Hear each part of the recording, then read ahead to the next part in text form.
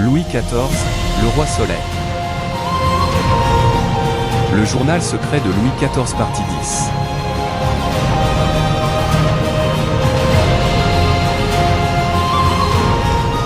Bonsoir à tous. Voici maintenant la 10e partie du journal secret de Louis XIV et je vais entamer l'année 1702.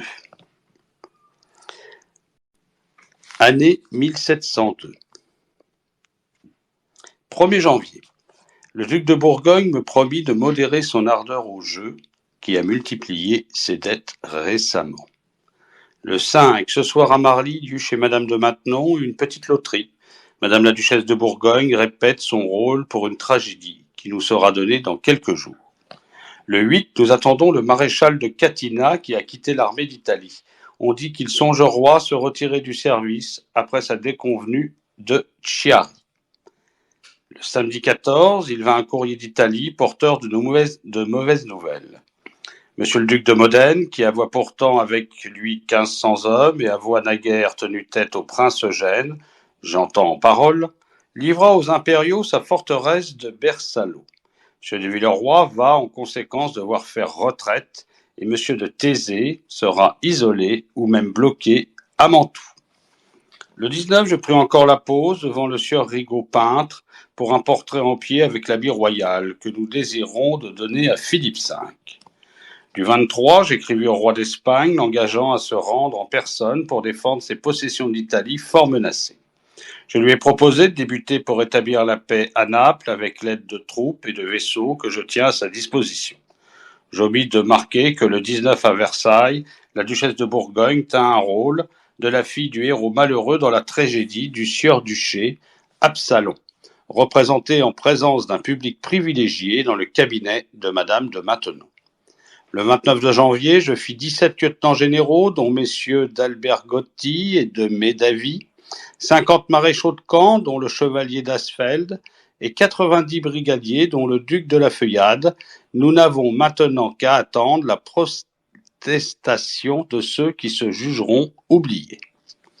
Du 30, je reçus assez gracieusement monsieur de Catinat, ne voulant point souligner la malchance d'un vieux capitaine jadis plus heureux. Le 3 de février, toujours à Versailles, dans le cabinet de Madame de Maintenon, fut rejouée la tragédie biblique d'Absalom, dont un rôle gracieux était tenu par la duchesse de Bourgogne.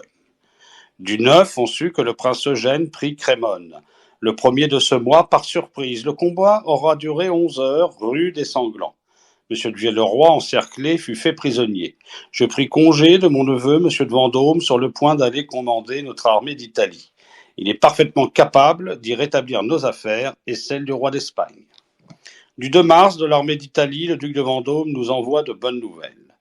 Du 9, dans la distribution des officiers généraux, nous n'eûmes garde d'oublier M. de Vendôme et Philippe V. Ils auront 13 lieutenants généraux, dont messieurs de Villars, de Beson, de Tessé, de Revel, de Médavy et d'Albergotti, et 21 maréchaux de camp, dont M. d'Asfeld, l'aîné, et M. le duc de la Feuillade. Le 25 de mars, le prince d'Orange, qui se disait à Guillaume III, roi d'Angleterre, mourut après une chute de cheval. On croit qu'il ne se serait point fort regretté en Angleterre.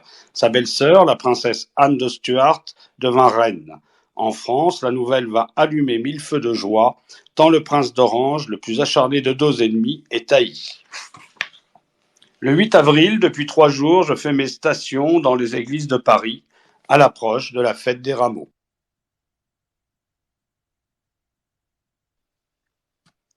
Du 21 avril, le brave monsieur de Blainville, encerclé à Kaiserswerth, avec seulement 5 bataillons dans la place, espère tenu longtemps et en est fort capable.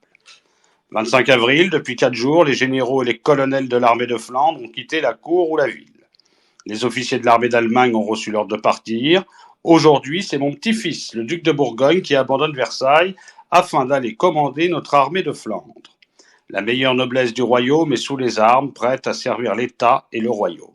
J'y vois un je ne sais quoi de chevaleresque, et m'en réjouis comme tout patriote. Ce rassemblement aux frontières, ces exemplaires, montrent la gravité de la désertion inconvenante de monsieur le duc de Saint-Simon. Au moment même où le plus noble portion de la gentilhommerie s'apprête-toi à s'exposer. Ce jeune homme, juste ici maître de camp réformé, me demandoit la permission de quitter le service, le 10 du présent mois, à cause de sa mauvaise santé. Nous avons volontiers agréé sa demande, car nous avons toujours préféré les vrais soldats à tout godelureau et freluquet de cour. Dans notre marine, on appelle ces derniers bâtards du cotillon. Monsieur de Saint-Simon se porte bien. Sa mauvaise santé ne l'empêche pas de folâtrer, virevolter, papillonner, blâmer et censurer. S'il a déserté, c'est de dépit de ne point figurer sur la liste des brigadiers de la plus récente promotion. 5 des promus et toi moins ancien que lui dans le service, inde irae. Du 1er mai, le chevalier Barre mourut à Dunkerque il y a quelques jours. Il est toi chef d'escadre, très bon marin et fort aimé, tant des marins que du peuple. Du 24, l'Empire, l'Angleterre et l'Hollande nous déclarèrent la guerre, maintenant suivie par le royaume de Danemark. Ces États en veulent à la France, mais ils veulent surtout profiter des difficultés de Philippe V. Le 14 juin, il y eut un grand combat de cavalerie près de Nimègue. Le duc de Bourgogne et M. de Boufflers le gagnèrent, perdant 130 hommes seulement, ayant tué aux ennemis 800 hommes, fait 100 prisonniers, pris 300 chariots, 1000 chevaux et presque toutes leurs munitions. 21 juin, nous apprenons que le duc de Vendôme, mal gardé, aura pu être enlevé au bord du lac de Mantoue par un fort parti du prince Eugène venu par barque en pleine nuit. Le sang-froid et le courage d'une sentinelle sauva notre imprudent neveu. Nous avons fait lieutenant général M. de Blainville, 4e fils de Colbert, il a 39 ans, et il a été nommé maréchal de camp que le 29 janvier de la présente année. Cette promotion récompense la valeur d'un général qui sut défendre Kaiserswerth contre le prince de Nassau, 58 jours durant, et avoua eu l'audace d'imposer à l'assiégeant, le 15, une capitulation toute dressée à charge de n'y changer aucun mot, faute de quoi la place ne pourra être que prise d'assaut. Depuis le 15 également, l'ennemi a ouvert la tranchée devant Landau, ville de la Décapole, et rempart de l'Alsace. La place est tenue par Ézéchiel de Mélac, lieutenant général, qui a 78 ans, mais une vertu romaine.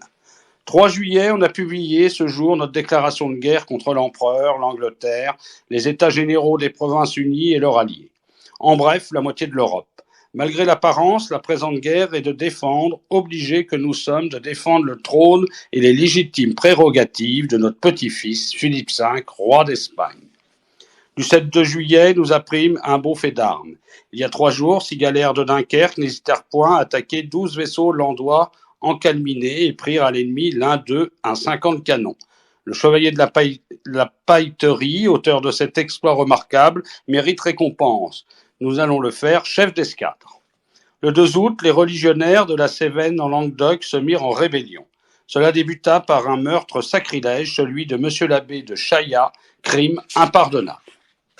Du 3 août à Marly, ce matin, nous reçûmes un gentilhomme que nous a envoyé d'Italie par le roi Philippe V avec la nouvelle d'une vive rencontre de cavalerie. Le 26 juillet, à Santa Vittoria, le duc de Vendôme écrasa les 3000 cavaliers du marquis Visconti. Ce fut le combat de la victoire. Du 7, le prince Eugène dut lever son blocus de Mantoue. Du 23 août, à Marly, l'armée de Philippe V, commandée par M. de Vendôme, remporta le 15, jour de la Notre-Dame de l'été, une victoire décisive sur le prince Eugène à Luzzara, dans le duché de Parme. Le roi d'Espagne s'y exposa au point d'avoir inquiété le duc de Vendôme.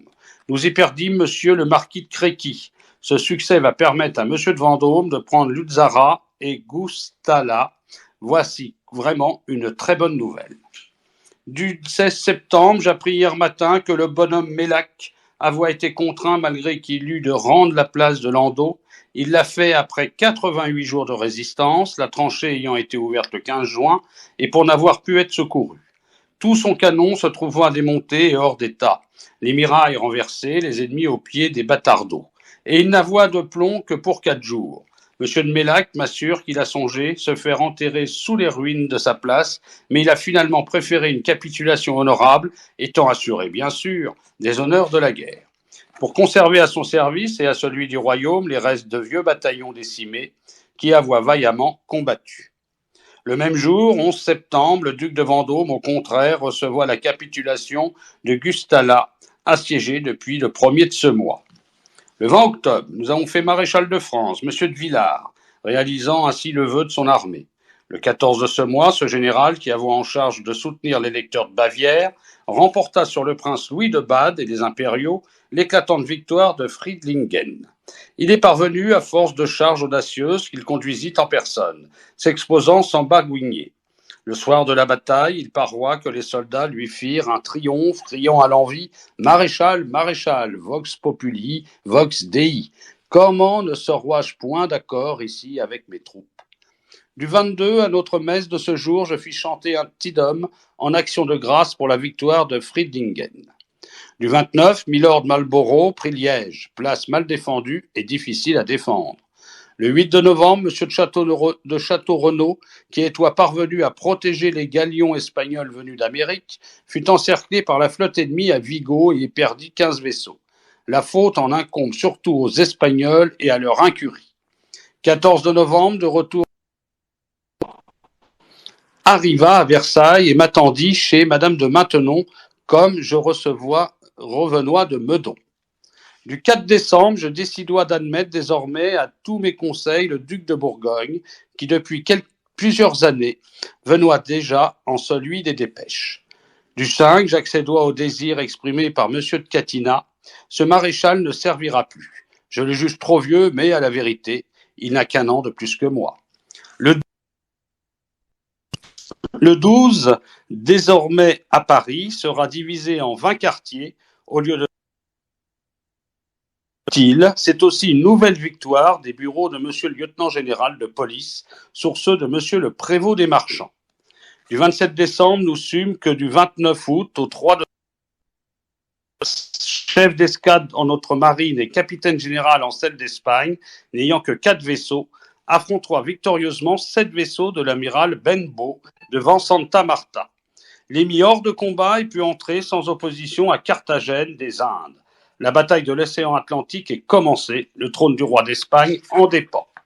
Le 31, les dépenses des bâtiments remontèrent un peu, mais par des commandes ou travaux précédant les débuts de la guerre.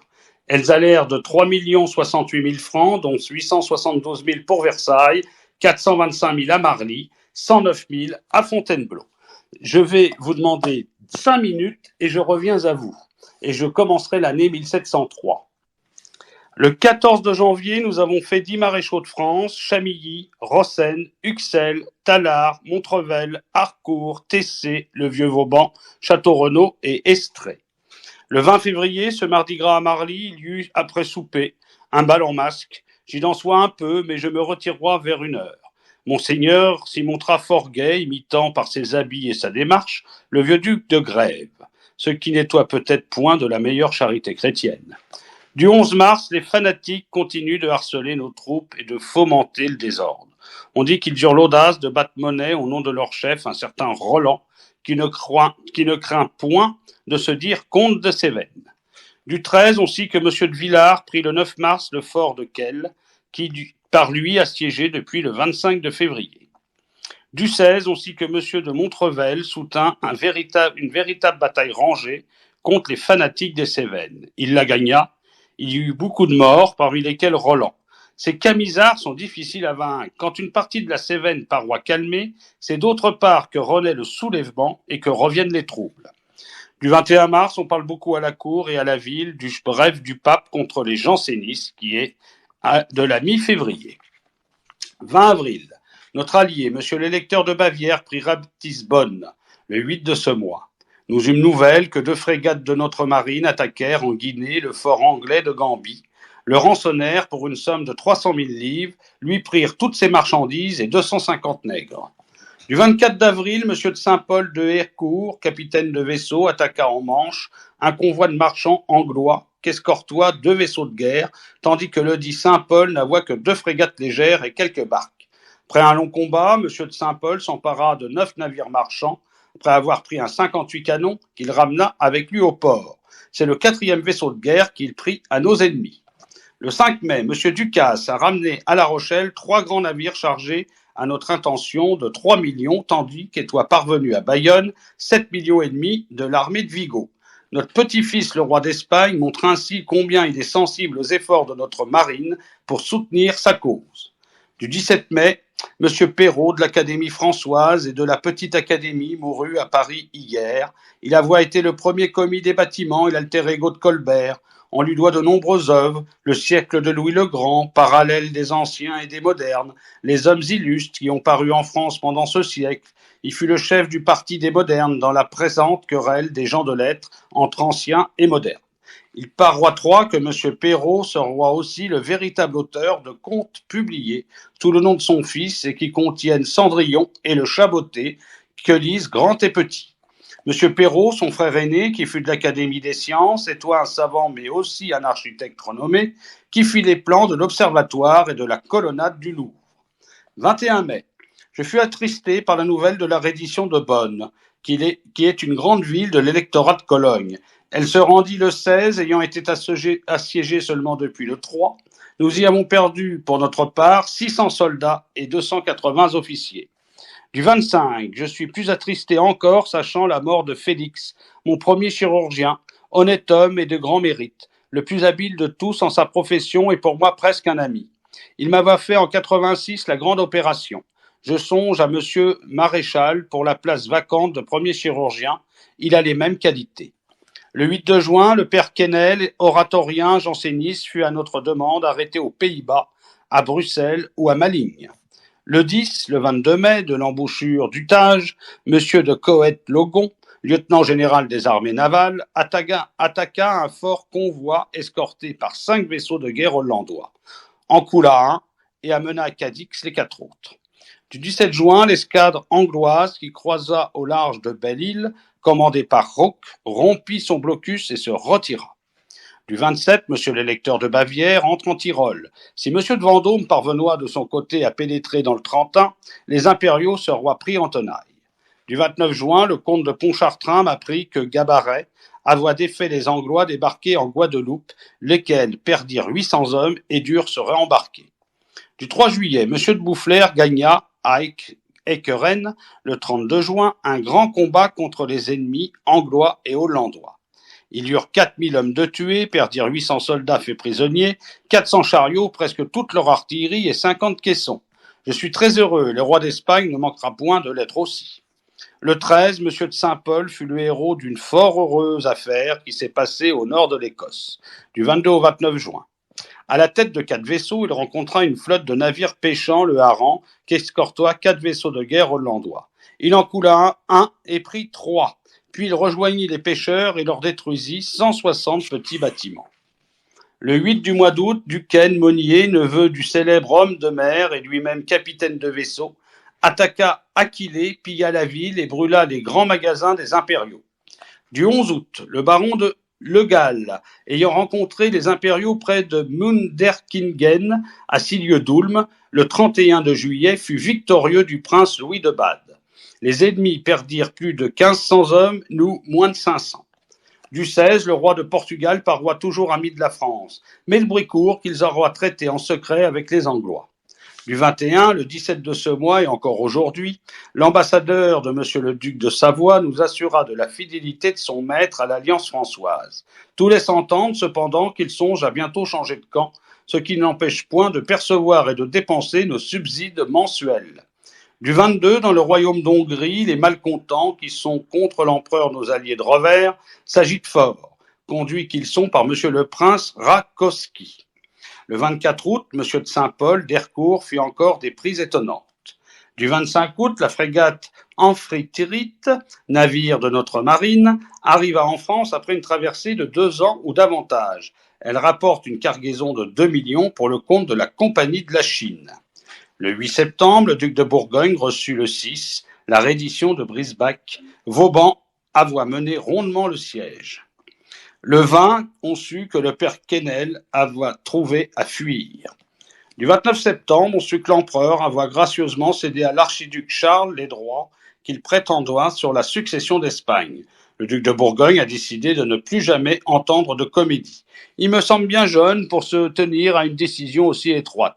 Nous sûmes que le maréchal de Villars et l'électeur de Bavière remportèrent le 20 de ce mois une belle victoire sur les impériaux de M. le comte de Styrum, Feldmarschall. L'absence du prince Eugène cette année nous est propice. Elle est néfaste pour l'empereur. Nous leur tuâmes 4000 hommes, n'en ayant perdu que 1000 ou moins de 1000. Ce grand combat eut lieu près d'Ostaz, que nous appelons en général Ostett. Le 12 d'octobre, je fis de Desmarais, neveu de Colbert depuis trop longtemps en disgrâce, un directeur des finances. Il est fort habile et la guerre nous contraint à recourir à des gens très habiles. Le 23 octobre, M. de Soucy, directeur des fortifications, m'apporte à ce jour un hymne à la paix, œuvre de Mademoiselle Dessouliers, poétesse, laquelle me flatte agréablement et bien trop. Elle me dit « Et la terre est encore jonchée des nombreux escadrons que la France a défaits. » Il n'est point sûr que la dame poète sache la différence d'un escadron de cavalerie et un bataillon d'infanterie, mais son souci est estimable, son dessein patriote et elle en eut le mérite de comprendre la signification de la présente guerre, laquelle ne comporte aucune ambition puisqu'elle est seulement défensive. Nos armées luttent contre la coalition de l'Europe menaçante et pour la légitime défense des droits de mon petit-fils, le roi d'Espagne. À l'appel, la dame Dessoulières s'adresse en ces termes. Venez, filles du ciel, descendez sur la terre, Louis ne combat que pour vous. Du 30 octobre, une nouvelle nous parvient d'Hongrie qui assure que les malcontents en révolte se roient maintenant au nombre de 180 000, ils envoient même de l'artillerie. Le 2 novembre, mon neveu, le duc d'Orléans, se dit prêt à aller commander nos troupes en Espagne. J'en fus touché et le remercia, mais je n'ai point d'intention de lui envoyer.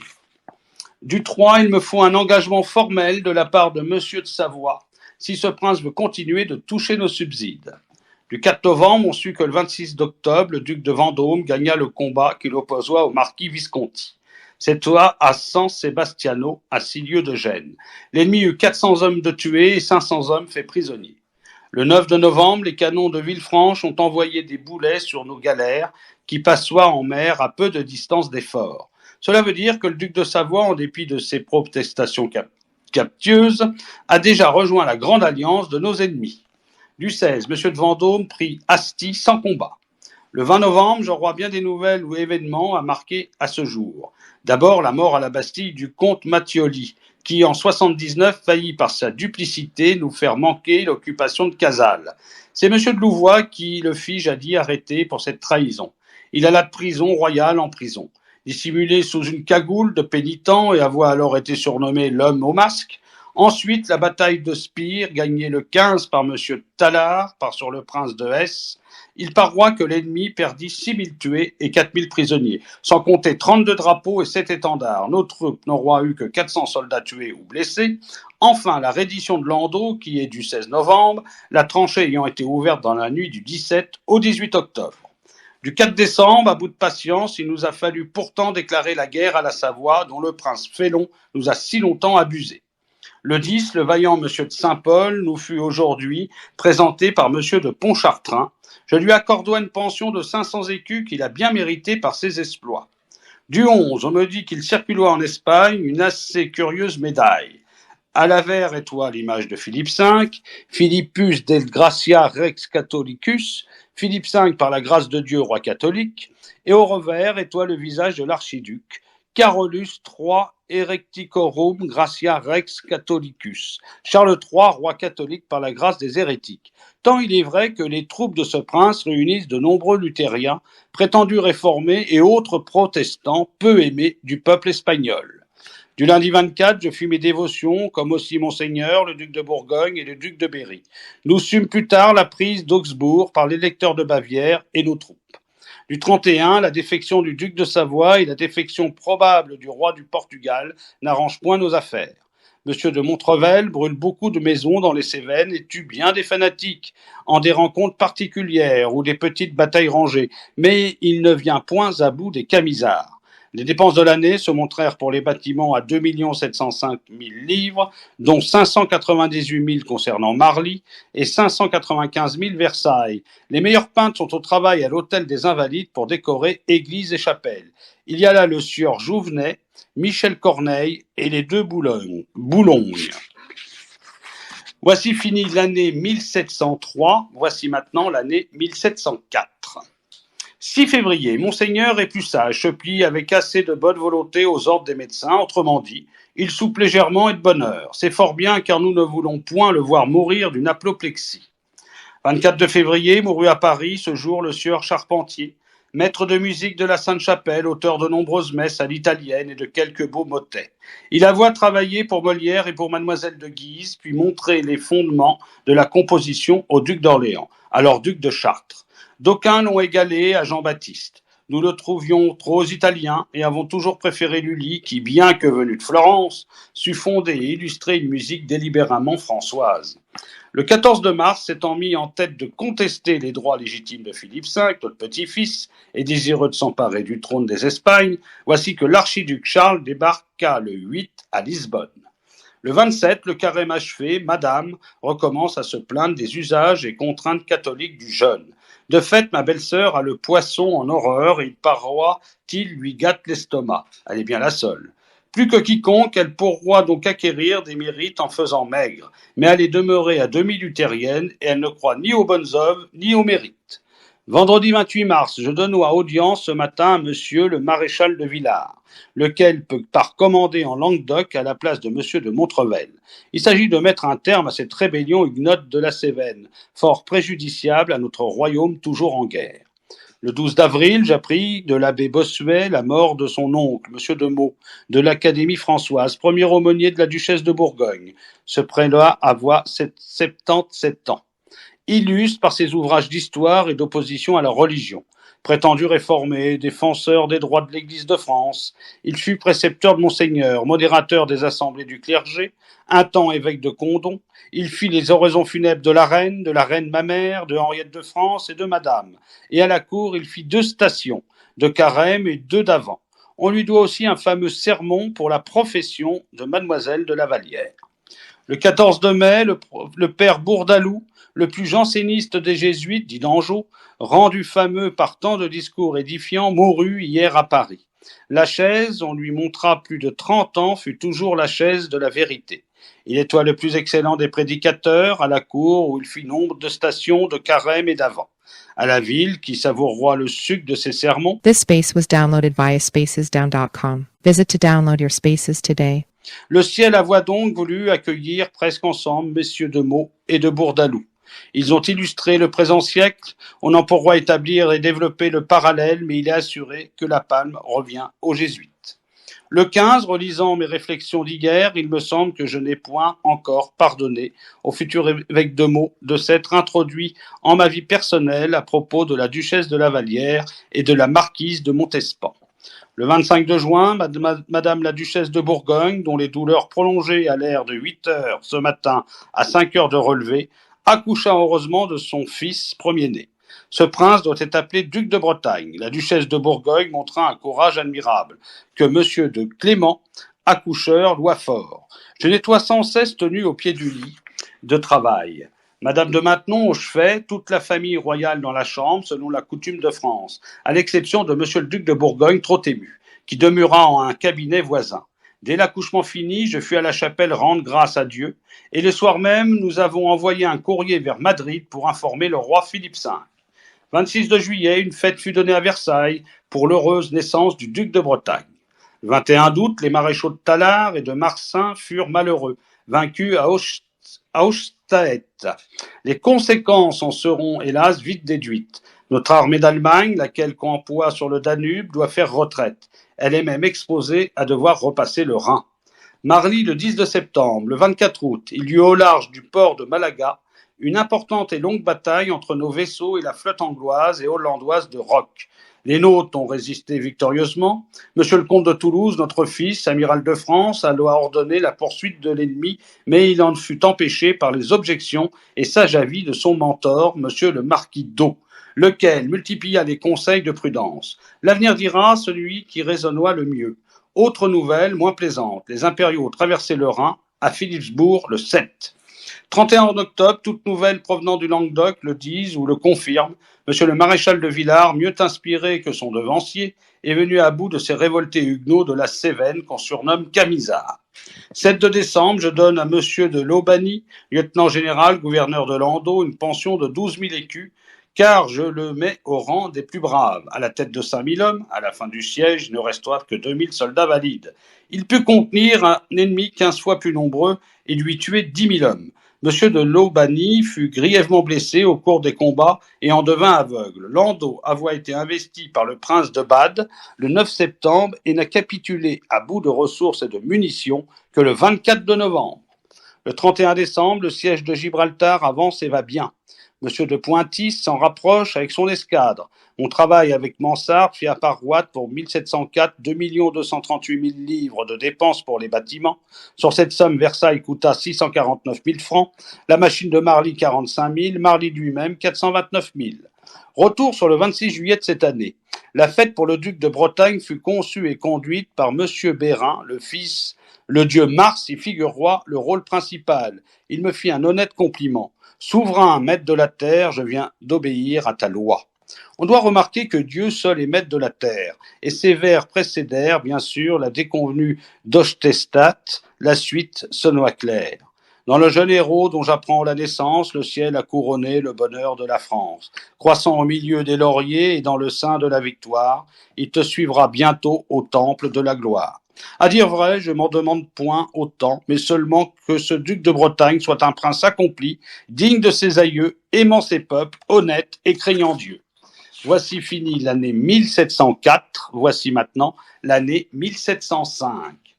1er janvier, la rébellion sévenole tâche de se regrouper.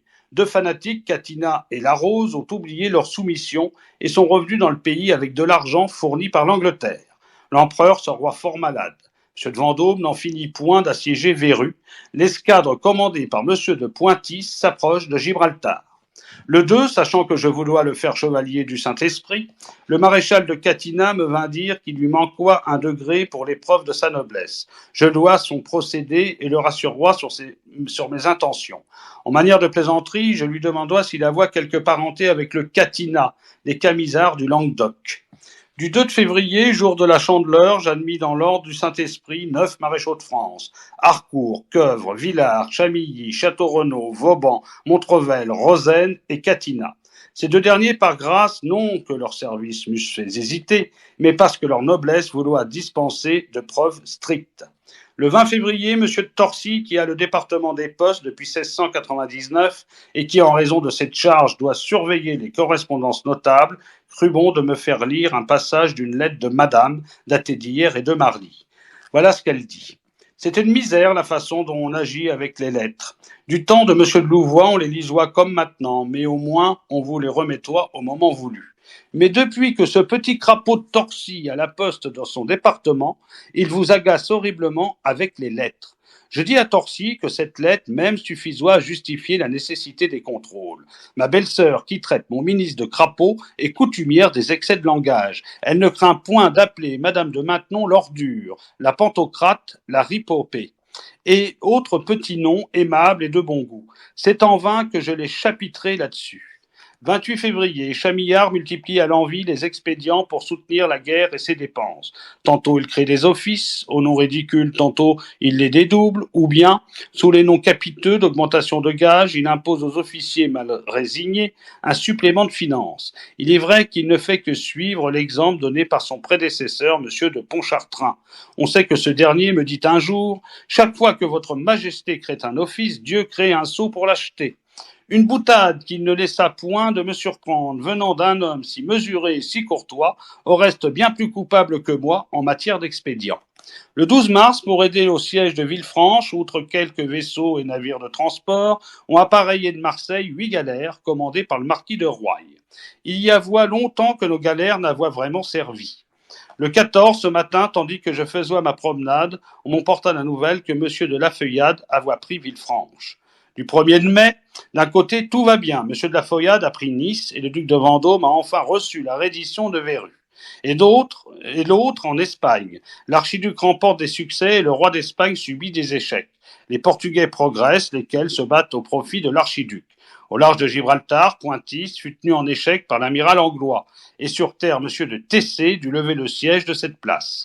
Le 8 mai, depuis le 20 avril, je suis incommodé par la goutte. Cependant, je pus me promener car on m'a fait une petite roulette ou petit chariot qui permet de traverser parc et jardin sans mettre pied à terre. Toutefois, mon mal paroisse s'éloigner et je pourrai mieux profiter de l'air de Marly. Demain, je veux court le cerf.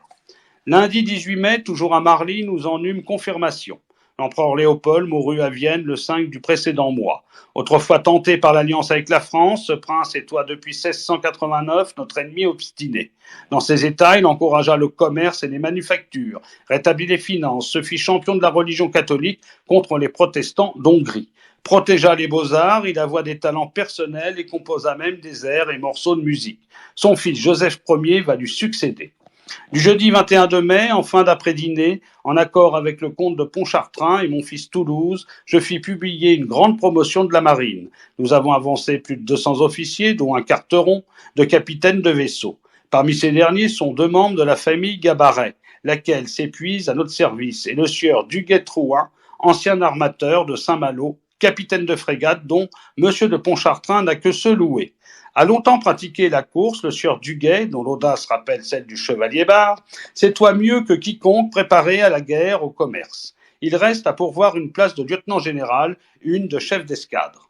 17 de juin, le Milord Marlborough, incapable de percer à Sierck, les lignes solides du maréchal de Villars, décampa en direction de la Flandre. Voici nos frontières tranquilles. Nous nous plaisons fort à Trianon, et je me porte mieux, ce qui réjouit madame de Maintenon et madame la duchesse de Bourgogne, avec lesquelles nous nous promenâmes ce matin en les jardins. Le 9 juillet, M. de Villars força les lignes à Wissembourg. Le 20 juillet, à Trianon, je fus saigné par précaution. 2 des derniers chefs camisards, la Valette et Marion, se rendirent, s'engageant à persuader les autres de suivre leur exemple. Du 23 août, nous sûmes que belle victoire fut remportée le 16 à Cassano d'Ada par le duc de Vendôme sur le prince Eugène. Ce dernier perdut au moins 7000 hommes, notre armée 2400 ou environ. Nous fîmes près de 2000 prisonniers. Je vais faire chanter un Tidum en action de grâce pour ce magnifique succès de nos armes. Le 31 du mois d'août, depuis la fin de juillet, il n'est question que de la Bible du pape Vineam Domini. Clément XI y trouve l'occasion de censurer l'erreur janséniste en condamnant le prétendu cas de conscience de 1701, lequel permettoit, au détriment du formulaire, de signer avec réserve mentale en s'appuyant sur la distinction subtile et capiteuse entre le droit et le fait. Le droit pour Rome de condamner, le fait, la proposition condamnée résume-t-elle vraiment la pensée de l'auteur des thèses en cause ? Le 2 de ce mois, j'avois confier l'examen de la bulle à l'Assemblée du clergé. Aujourd'hui, je l'impose par mes lettres patentes. Le 11 octobre, à Fontainebleau, les nouvelles ne sont guère heureuses. Le prince de Bade s'est emparé de Haguenau, en Basse-Alsace, ce qui ne fait point les affaires de M. de Villars. En Catalogne, Gironne s'est déclarée pour l'archiduc Charles, et Barcelone tombera bientôt, hélas. Le 19 octobre, toujours à Fontainebleau, nous apprenons coup sur coup la mort de 2 personnes des plus âgées. Madame de Lamoignon, la douairière, veuve de l'ancien premier président, et Madame de L'Enclos, dite Ninon. Cette dernière s'éteignit à Paris avant-hier à 85 ans ou environ.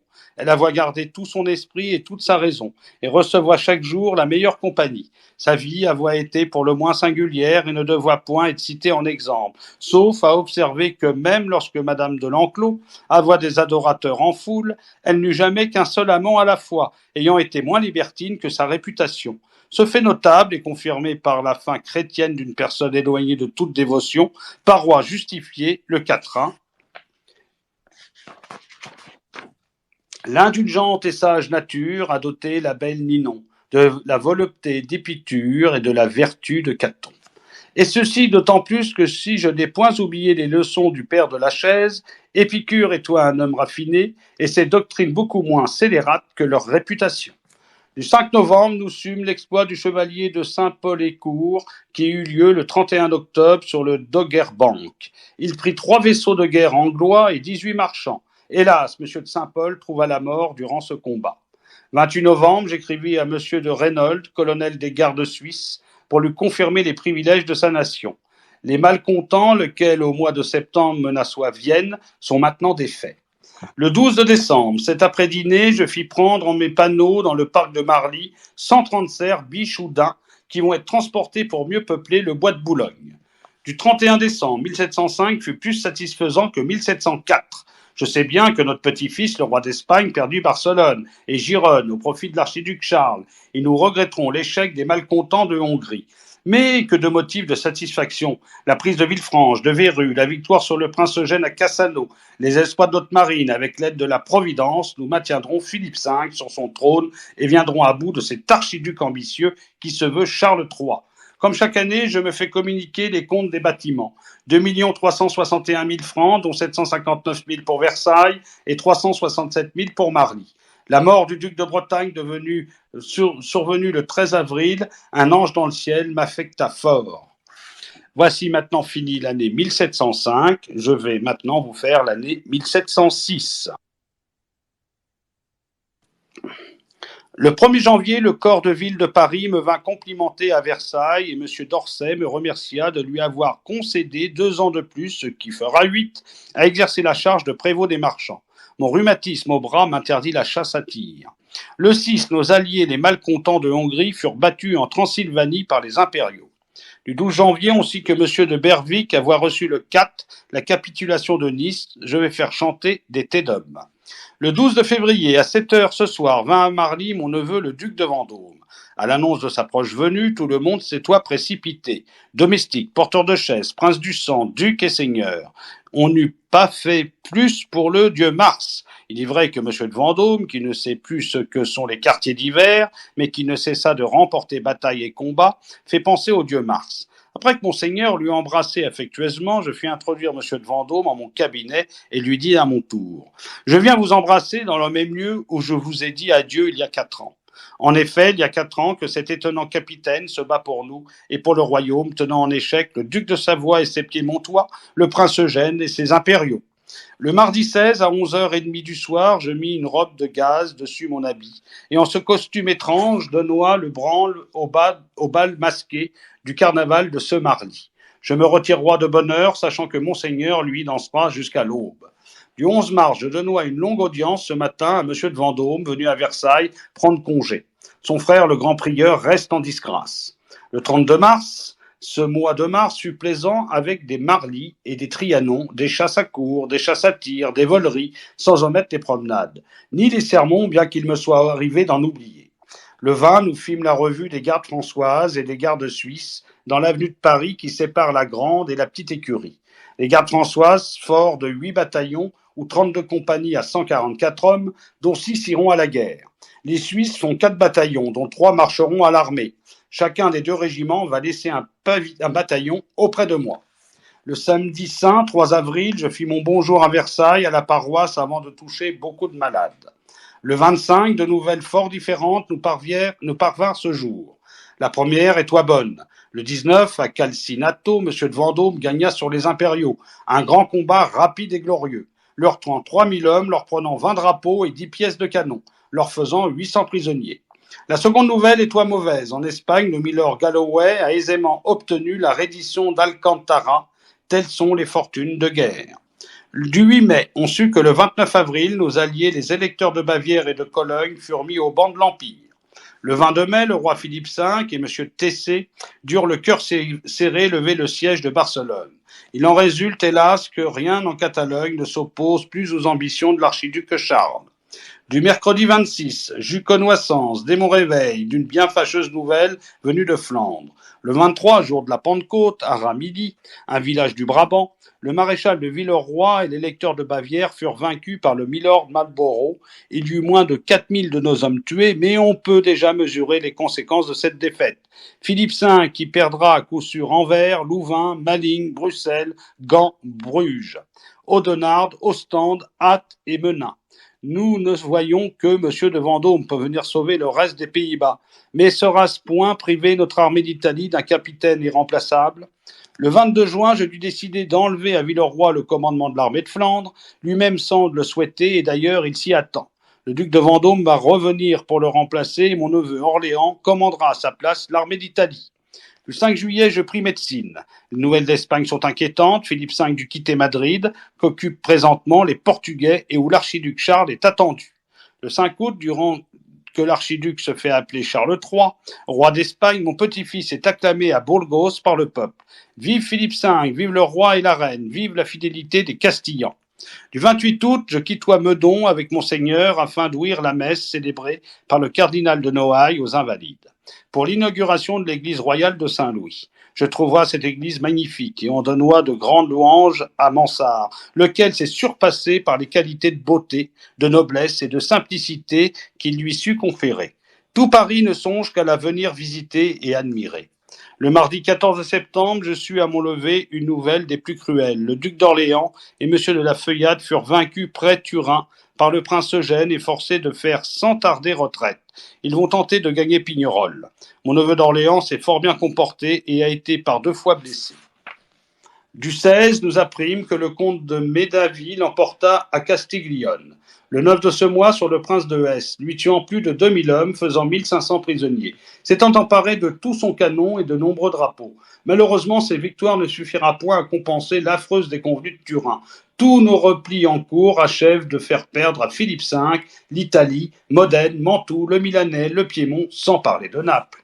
Octobre, on chante à Paris ces vers insolents. À Turin, J. Marsin et le bâton de maréchal du Feuillada. Je comprends les épigrammes, libelles, Noël, chansons ou pasquinades du banc financier, partisan ou traitant. Je tolère les facéties visant quelques ministres ou secrétaires d'État. Mais de sembler se réjouir du revers de nos armes, des malheurs de la France, quelle trahison et quelle déraison. Pour moi, je donnerais volontiers 2 doigts pour Gardois, Sarlouis ou Landau, la main entière afin de sauver Strasbourg. Novembre, Madame de Maintenon semble croire que les officiers françois préfèrent aujourd'hui les plaisirs de Paris à la gloire de servir. Par édit de ce mois, je confère moi la noblesse du corps de ville de Paris, selon l'édit de juillet 1656, lequel n'avoit point été enregistré par le Parlement. Du 24 décembre, on installe ce jour à Paris, en l'église du prieuré Saint-Martin-des-Champs, 4 beaux tableaux du sieur Jouvenet. Les repas chers Simon, le Christ chassant les vendeurs du temple, la résurrection de Lazare et enfin la pêche miraculeuse. Ces œuvres m'avaient été présentées l'an passé à Trianon. Le 31 décembre, en cette année, la marine fit de son mieux. Monsieur d'Iberville ravagea quelques îles angloises des Antilles, mais graves furent les échecs de Ramilly et de Turin. Les bâtiments coûtèrent 2 880 000 francs, dont 867 000 pour Versailles et 428 000 pour Marly. Voici fini l'année 1706. Je vais maintenant vous dire l'année 1707. Ce 8 de janvier, la duchesse de Bourgogne accoucha ce matin à Versailles avant 8 heures d'un prince né en 3/4 d'heure, si promptement que Clément, l'accoucheur, eut à peine le temps de survenir et que je ne vins qu'après la venue au monde de mon arrière-petit-fils, lequel sera le second duc de Bretagne. L'enfant fut aussitôt audoyé par monsieur le cardinal de Janson, fort bas, et l'on chanta un Te Deum à la messe de ce jour. En attendant le Te Deum du lundi à Notre-Dame de Paris. Puisse le Seigneur nous conserver ce Louis II, duc de Bretagne, dont l'aîné Louis Ier est depuis 2 ans en paradis avec les anges. Le prince Louis de Bade mourut le 4. Du 24, on m'assure que les Écossois ont approuvé un certain acte d'union, attachant à jamais leur pays au royaume d'Angleterre. Il appert qu'ils s'y résignèrent sans joie aucune. À Londres, le Parlement n'a point encore ratifié cette loi fondamentale dont la reine Anne, dit-on, attend beaucoup. L'archiduc Charles établit Milord Marlborough aux Pays-Bas avec la qualité de son vicaire général, ce qui indispose des habitants à cause que le Milord n'est point catholique. Depuis 1691, Madame de Montespan avoit pour pension 240 000 livres l'an. La rareté de l'argent me contraint à réduire cette somme des 2/3. Les lettres de Madrid montrent que Philippe V se fait de plus en plus aimer de ses peuples. C'est ainsi qu'il s'imposera autant et plus que par les armes. Le 28, je souffris d'une grande migraine. On dit que le Milord Marlborough ne souhaite pas être vicaire des Pays-Bas. Le 2 février, les États de Languedoc, sachant les embarras de nos finances, veulent bien nous accorder 3 millions pour le don gratuit et 2 millions de capitation. Nos fougueux amis, les malcontents de Hongrie, seront les maîtres présentement de toute la Transylvanie. Le 13, on sut que le comte de Villars avoir repris Mahon et que toute l'île de Minorque rentroit en l'obéissance de mon petit-fils Philippe V. Du 18 de mars, Duquesne Monnier, qui est le neveu de Duquesne, prit 14 navires marchands anglois et il en coula un 15e. Le 6 de ce mois, il paroit que le Parlement à Londres avoit enfin ratifié l'acte d'union qui relie l'Écosse à l'Angleterre. Je n'oublie point que l'Angleterre fut toujours notre ennemi et l'Écosse notre ami. Le 30 mars, Vauban vient de quitter ce monde. Je perds avec lui un homme fort attentionné à ma personne et à l'État.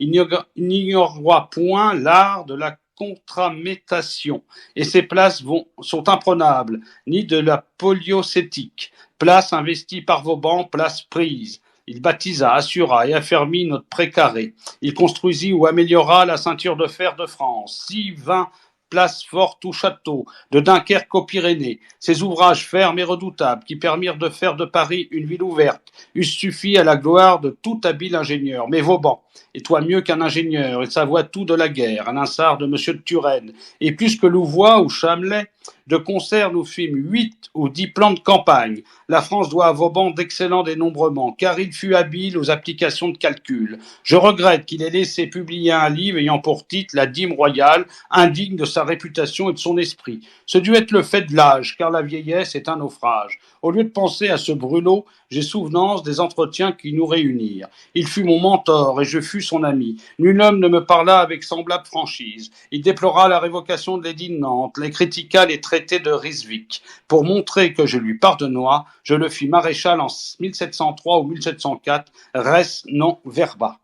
Le 5 de mai, M. de Silly, maréchal de Caen, vint jusqu'à Marly nous dire le résultat d'une bataille heureusement gagnée à Almansa, près du royaume de Valence. M. le duc de Berwick, à la tête des troupes françoises et espagnoles, l'emporta brillamment sur les Portugais que commandoit Milord Galloway, lequel fut blessé à mort. Ce succès arrange les affaires du roi d'Espagne, notre petit-fils affectionné. La cour remarqua que notre armée avait pour général un Anglois, M. de Berwick, fils de Jacques II et neveu de Milord Marlborough, passé au service de la France, tandis que nos ennemis obéissaient à un François, Milord Galloway, le comte de Ruvigny, huguenot, passé au service de l'Angleterre. Du dimanche 15, non loin de Beachyhead, le chevalier de Forbin sortit de Dunkerque avec une petite escadre, captura 2 vaisseaux anglois de 70 et 20 navires marchands. Je vais le faire chef d'escadre.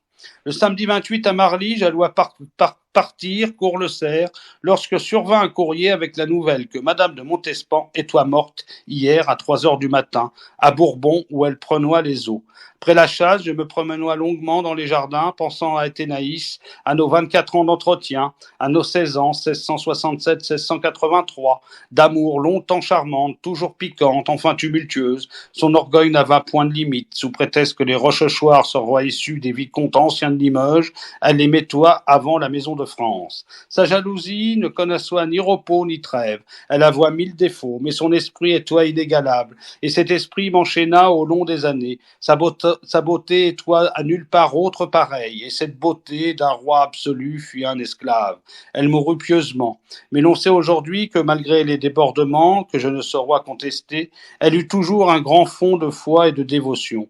Depuis son départ de la cour, ATH employa une large part de sa pension à secourir les pauvres, surtout les pauvres honteux, mais aussi les hôpitaux. Dieu l'accueille en son paradis et lui pardonne. Le 7 de juin, après les succès de M. de Berwick, le roi d'Espagne vit Valence le 8 de mai, puis Saragosse le 25, sans rencontrer et rentra en son obéissance. Le 28 juillet, malheureusement, Philippe V a perdu Naples. Les impériaux ont envahi la ville, les napolitains ont reconnu l'archiduc et ils ont même brisé la statue de mon petit-fils. Le 29 août, M. le duc de Savoie et le prince Eugène ont levé le siège de Toulon que défendoit M. de Tessé. On sut le beau succès de Forbin dans la mer Blanche, lequel eut un même combat, captura 16 navires marchands. Le 13 de septembre, comme toi l'hôte du petit bourg de M. le duc d'Antin, auquel je fis beaucoup de compliments, à la réserve d'une rangée d'arbres masquant trop la vue, j'eus la surprise ce matin de ne plus apercevoir aucun arbre. Et je jure Dieu que je reposois toute la nuit sans avoir entendu un cri, une parole, un hennissement de cheval, un coup de hache. M. d'Antin n'a rien d'un Montespan. C'est un Rochechouart, de la bonne roche. Quelle honnêteté, les romans de chevalerie ne montrent pas mieux. Le 18 octobre, mon neveu le duc d'Orléans prit Lérida le 13. Le 30 octobre, Duguay-Touin et Forbin firent une action glorieuse. Ayant attaqué une flotte voguant vers le Portugal, ils ont coulé et pris 4 vaisseaux de guerre et se sont emparés de 15 navires marchands. Le 31 décembre, l'année fut bonne pour la marine. Si Philippe V perdit la Lombardie et Naples, il gagna Valence, l'Aragon et Minorque. La Provence fut bien défendue. Les bâtiments, par la faute de la guerre, allèrent au ralenti. Nous dépensâmes cette année 2 694 000 francs, dont 678 000 à Versailles et 248 000 à Marly. Après l'année 1707, voici maintenant l'année 1708. 21 janvier, il est entendu que Chamillard se reposera de plus en plus sur M. Desmarais pour le détail des finances. Le 20 février, Desmarais, digne neveu de Colbert, va succéder à Chamillard en qualité de contrôleur général des finances. La longueur et la lourdeur de cette guerre veulent un surcroît de soins à la tête de ce département essentiel. 25 février, j'ai signé une déclaration ordonnant la publication au prône des messes paroissiales de l'édit de 1556, lequel prévoya la peine de mort contre les femmes qui, ayant caché leur grossesse et leur accouchement, laissent périr leurs enfants sans recevoir le baptême. 4 mars, le changement de contrôleur général et le rabais de la Monnoie firent apparaître quelques 9 millions en un seul jour. Le 9 avril, M. de Forbin, n'ayant rencontré personne au rendez-vous prévu en Écosse avec les partisans du prétendant, ramena à Dunkerque avant-hier son escadre presque entière. Le 11 mai, Mansart est mort ce soir à Marly dans son logement du second commun. Il faut emporter très vite, n'ayant éprouvé de mal que depuis la nuit dernière. Il laisse la charge de notre premier architecte que je veux donner à M. de Cotte, son beau-frère, et aussi celle de surintendant des bâtiments, lequel vaut plus de 3 millions et ne saurait être attribué à la légère, car elle a la même importance qu'un office de secrétaire d'État. Avec cette mort subite, c'est véritablement une page que l'on tourne, une époque qui s'achève. Les deux Mansart, François et Jules Hardouin, ont dominé toute l'architecture françoise durant un siècle ou environ. Si Versailles est mon œuvre, je l'y ai dompté, corrigé et discipliné la nature. Je ne fus point seul dans l'affaire. M'assistèrent grandement le Vau et le Brun, le Bonhomme, le Nôtre, l'habile Mansart, la grande galerie du château roi à elle seule fait la gloire et la réputation d'un architecte. Que dire de la place d'armes des ailes du château, du dôme de l'hôtel des Invalides? Je ne pus me permettre d'être un prince ingrat, tant les artistes et les gens de lettres ont fait d'efforts pour soutenir ma gloire et celle du royaume. L'agence de Mansart fut un haut lieu de l'Europe des arts, le plus excellent depuis le temps de Palladio. Non, je ne puis que louer Mansart, le regretter, le pleurer même malgré les défauts de son caractère. 7 juin, nous édictons ce jour un règlement pour nos bâtiments. Aucun ouvrage ne sera désormais entrepris sans examen préalable du devis, approuvé du premier architecte par le directeur général et les intendants des bâtiments. Le 10, nous avons fait le marquis d'Antin, directeur général des bâtiments. Il n'y aura plus de surintendant. Le 30 juin, les créations d'offices utiles ou surtout inutiles se multiplient. M. Desmarais est habile, mais ne saura faire des miracles. À Palerme, hélas, le parti de l'archiduc l'a emporté sur celui de Philippe V. Son arrivée à Rochefort et en Bretagne, nombre de navires venus des mers du Sud, avec pour 3 millions de marchandises. Madame de Maintenon s'obstine à réclamer la paix, presque à tout prix. J'estime son esprit, mais elle ne semble point ici attacher assez de prix à l'honneur de nos armes, non plus qu'aux intérêts de la France et des Espagnes.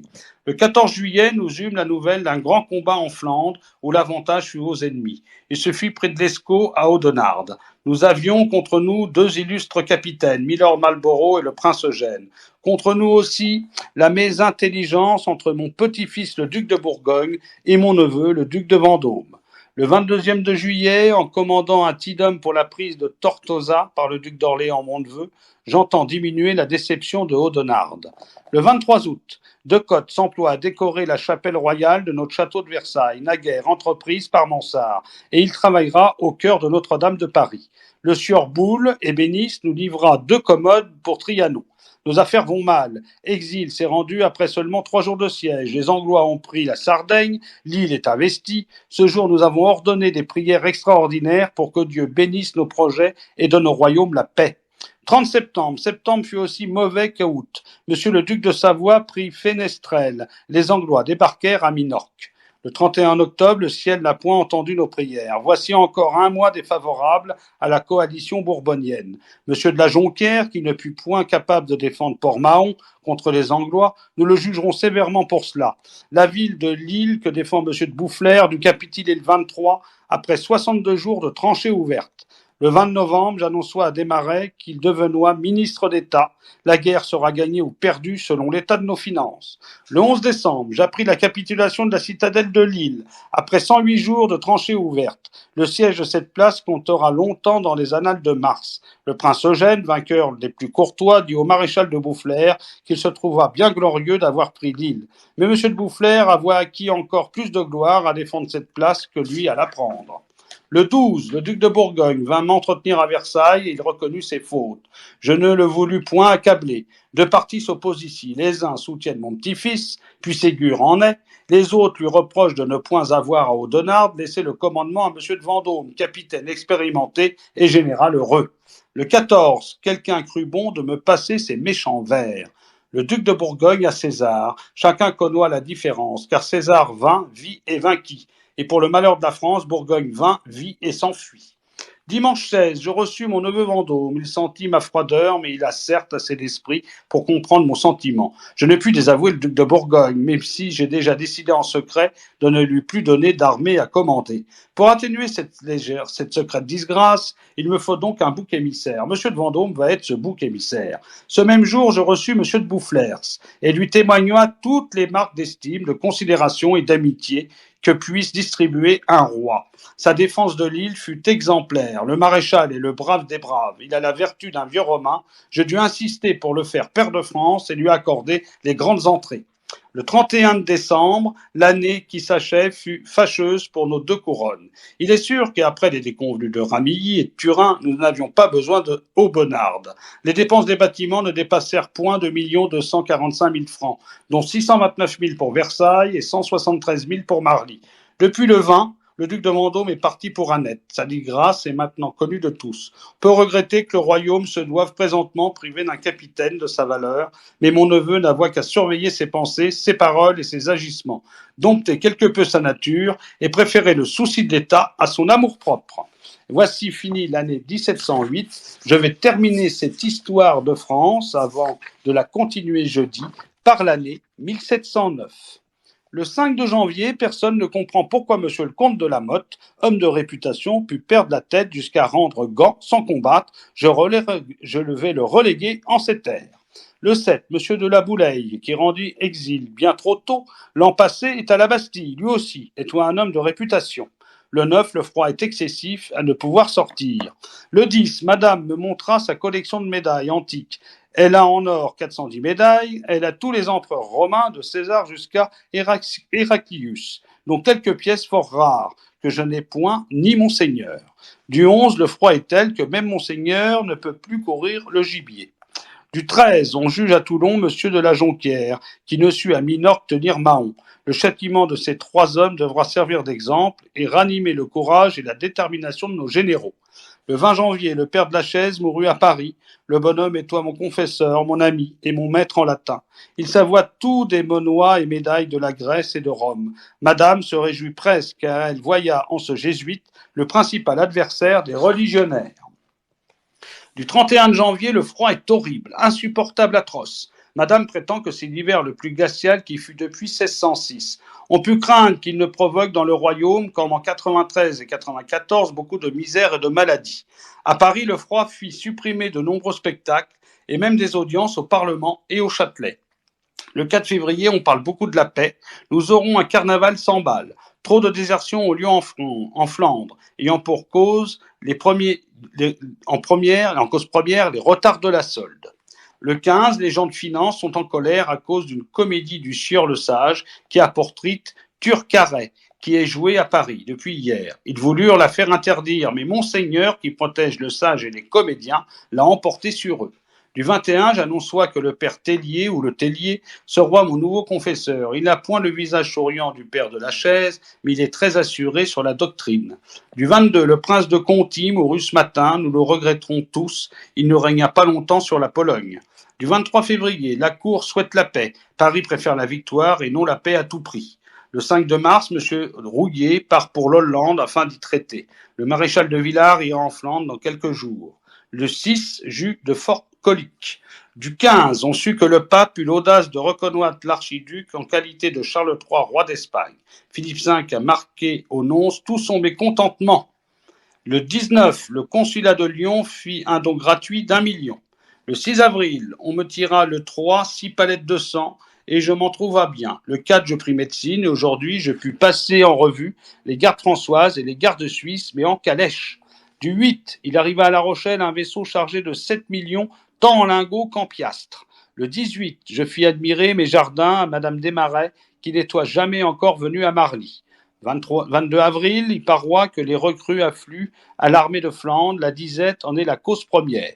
27 avril, tout est fait pour lutter contre la famine. Celle-ci a déjà causé des émotions, comme le 6 du présent mois, en notre capitale. Aujourd'hui, nous obligeons chacun, même les gentilshommes et même les gens d'église, à déclarer les blés qu'il avoit chez lui. La marine escorte partout où la chose est nécessaire, les navires marchands qui apportent les blés dans le royaume, des marais envoya 4 millions en Flandre. On assure que Milord Marlborough et aussi le prince Eugène se montrent tous deux fort hostiles à tout plan de paix.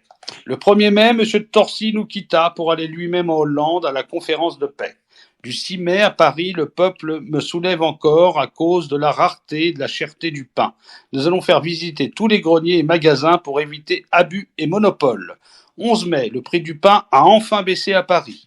Du 15, notre capitale jeûne sur ordre de Monseigneur de Noailles, son archevêque, afin d'obtenir l'aide du ciel dans les présentes nécessités publiques. Demain, il y aura aux mêmes intentions procession de la chasse de Sainte-Geneviève.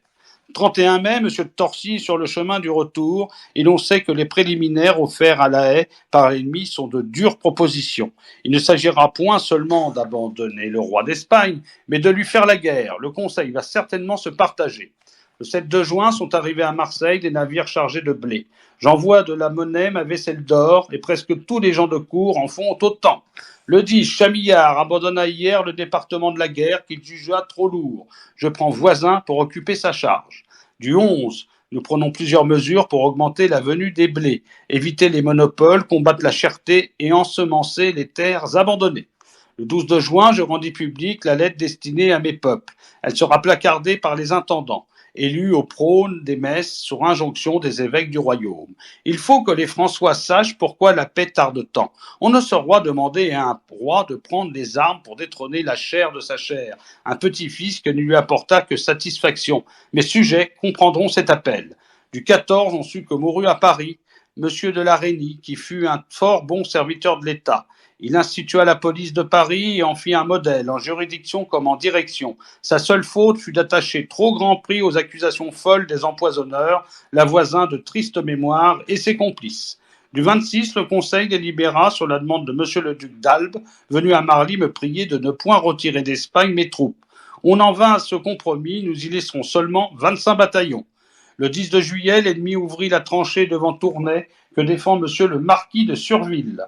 Le 11, Monsieur le cardinal de Noailles, malgré qu'il en eût, décréta l'extinction du monastère de Port-Royal des Champs. Du 13, je me suis débarrassé des papiers secrets que j'avais encore en ma possession sur l'affaire des empoisonneurs. Du 20 juillet, j'ordonnai l'exacte déclaration des blés, celle des récoltes, celle des greniers, celle des prochaines semences. Le 1er août, M. de Surville dut rendre la ville de Tournai, le 29 juillet, après 22 jours de tranchées ouvertes. Mais il assure pouvoir tenir la citadelle beaucoup plus longtemps. Ce n'est sûrement point une rodomontade.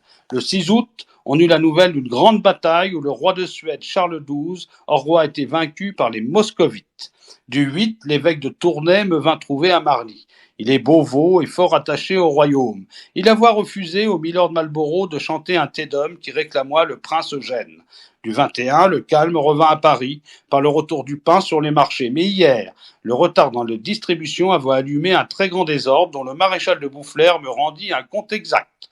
Le 31 août, j'eus le détail du combat de M. le comte Dubourg à Rumensheim, qu'il remporta aux dépens de M. de Mercy.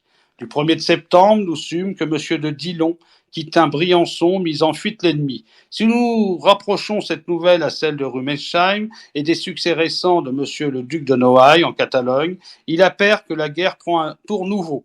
Le ciel nous favorise et peut-être que mon appel du mois de juin fut entendu dans toutes nos armées. Beaucoup de blé continue d'arriver en nos ports. On parle de 4000 malades à l'Hôtel-Dieu et de 14 000 à l'hôpital général de Paris. C'est une vraie misère. Du 3, M. de Surville dut rendre la citadelle de Tournai après 57 jours de siège. Le 10, Madame de Maintenon a mis toute la maison de Saint-Cyr en prière. Les demoiselles prirent les unes pour la paix, les autres pour la victoire. Le 13, j'appris d'une lettre de M. de Boufflers, qui commande l'armée à la place de M. de Villars, blessé, que nous tîmes les ennemis en échec à Malpaquet, en Hainaut. Il y a longtemps que le milord Marlborough n'avait été tenu aussi bien en échec. Les pertes sont grandes, égales dans l'un et l'autre camp. le fils de Dangeau, M. de Courcillon, eut une jambe emportée. M. de Boufflers a fait retraite au soir de ce grand combat, mais seulement par prudence. Mme de Maintenon est fort heureuse. Elle voit dans l'événement le résultat presque miraculeux de ses prières. Du 17, une lettre de M. de Villars me fait mesurer que l'affaire de la trouée du Hainaut à Malpaquet ressemble fort à une victoire françoise. Les coalisés restèrent maîtres du terrain, mais ce fut leur seul avantage. Ils eurent 23 000 hommes hors de combat, le double de nos pertes. Le maréchal m'écrit exactement ceci. Si Dieu nous fait la grâce de perdre encore une pareille bataille, votre majesté peut compter sur ses ennemis qui sont détruits. Du 24 octobre, nous rendîmes Mons après 26 jours de siège. Le 30 octobre, en exécution du décret du cardinal de Noailles, lequel ne faisait qu'appliquer les volontés du pape, monsieur le lieutenant-général de police d'Argenson envahit hier le monastère des Champs, fit monter les sœurs dans des carrosses et surveilla leur dispersion vers divers couvents. Je ne puis féliciter ces rebelles, mais je me félicite de leur obéissance, quand même a-t-elle été tardive. Du 24 novembre, le Conseil crut bon d'accepter les préliminaires de la haie, à l'exception des articles 4 et 37. M. de Courcillon, fils de Dangeau, est sauvé. Son tempérament, son courage et sa patience l'ont permis. Le 31 décembre, le royaume souffrit tant du froid et de la disette que la paix serait infiniment souhaitable. Mais l'intransigeance des Hollandois, du duc de Marlborough et du prince Eugène est extrême. Nos armées remportèrent des succès depuis l'été et la mairie empêcha la France de mourir de faim. Nous avons anobli le sieur Duguay-Trouin, capitaine de vaisseau qui a déjà pris 16 navires de guerre et plus de 300 marchands. Les bâtiments vinrent cette année une dépense de 2 107 000 livres, dont 601 000 pour Versailles, où le sieur Coipel travaille à décorer la voûte de la chapelle. Eh ben, je vous remercie pour l'écoute et l'attention que vous avez eue pour cette histoire secrète, donc le journal secret de Louis XIV. Je vous donne rendez-vous jeudi pour ma dernière histoire de France avant mon retour à la mi-octobre, où je ferai d'autres histoires de France. Je ferai donc une biographie générale les mardis et les jeudis. Je vous lirai un autre ouvrage de grande importance et de grande contenance qui sera L'appel au roi et l'appel à la nation de Louis XVI, la fameuse constitution qu'il a voulu réécrire après son départ des Tuileries et donc malheureusement il fut pris à Varennes. Donc je vous remercie.